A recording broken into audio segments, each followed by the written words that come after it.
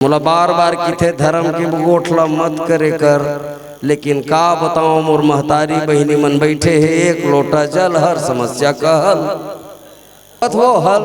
बहिनी मन हमर खोमिन बहिनी पाछू में बैठे बड़े जान कपड़ा दुकान खुले, एक लोटा जल नहीं चढ़ाए हुई ऐसे मोला लागत।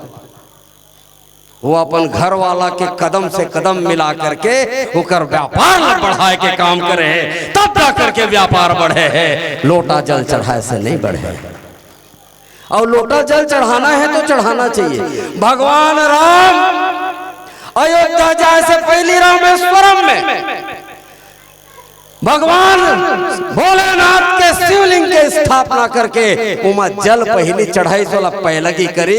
तेकर बाद रामेश्वरम से लेकर के लंका तक पुलिया बांधे के काम करी से ऐसे जल रिकोवत नहीं बैठे रही।